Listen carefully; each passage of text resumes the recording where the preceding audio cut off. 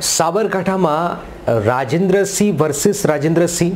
જી હા, આ એટલા માટે કહેવું પડી રહ્યું છે કારણ કે સાબરકાંઠાની બેઠક વિધાનસભામાં આમ તો અરવલ્લી અને સાબરકાંઠા બંને ભેગા કરીએ ત્યારે આવે તો ટોટલ વિધાનસભામાં 4 વિધાનસભા કોંગ્રેસ જીતી છે અને 3 વિધાનસભા ભાજપ જીતી છે, જેમાં પ્રાંતિજ, હિંમતનગર અને ઈડર ભાજપ પાસે છે, જ્યારે ખેડબ્રહ્મા, ભિલોડા, બાયડ અને મોડાસા આ કોંગ્રેસ પાસે છે।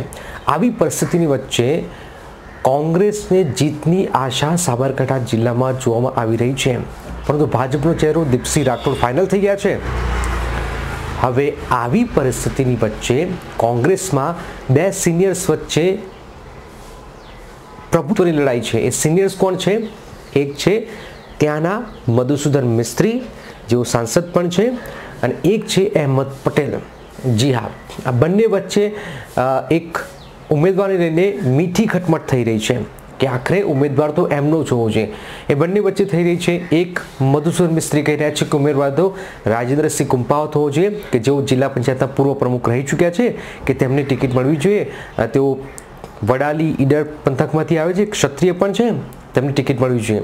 બીજી તરફ અહેમદભાઈ પટેલ મોડાસાના ધારાસભ્ય રાજેન્દ્રસિંહ ઠાકોરને કહી રહ્યા છે। હાલાકી રાજેન્દ્રભાઈને આપ મળો તો એકદમ ઉમદા વ્યક્તિત્વ, એકદમ શાંત, સૌમ્ય અને બધામાં ભળી જાય એવો વ્યક્તિ છે, તો એ વ્યક્તિને અહેમદભાઈ પટેલ કહી રહ્યા છે કે ના, મારે આ મેદાનમાં ઉતારવો છે।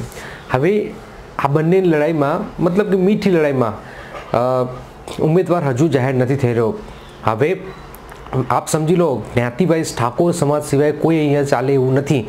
આવી પરિસ્થિતિમાં છે અલ્પેશ ઠાકોરનું પત્તું તો બાકી જ છે, ધવલસિંહ સાઈડમાં છે કે ભાઈ હજી તો એમના પત્તા ખુલ્યા નથી।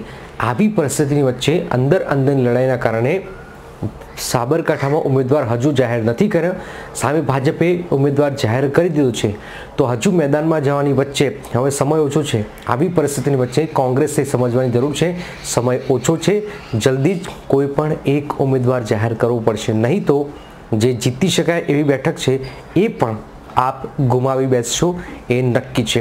દોસ્તો, આ જે કહાની છે, આ જે અનબનાવની વાત છે, એ સૂત્રો તરફથી માહિતી મળી રહી છે, એટલે જો અને તો બાબત છે કે બંને વચ્ચે થોડીક મીઠી ખટપટ તો થઈ છે ઉમેદવારને લઈને, એ સમજવાની જરૂર છે। દોસ્તો, આ વિડીયો આપને પસંદ આવ્યો હોય તો પ્લીઝ સબસ્ક્રાઈબ કરી શકો છો, શેર કરી શકો છો, અને હા, આ પ્રકારના વિડીયો હું લેતો આવું તો આપ સતત આ પ્રકારના વિડીયો જોતા રહો, અને નીચે લાલ બટન છે સબસ્ક્રાઈબનું, એ ક્લિક કરી શકો છો। જય હિન્દ, જય ભારત, ફરી મળીશું।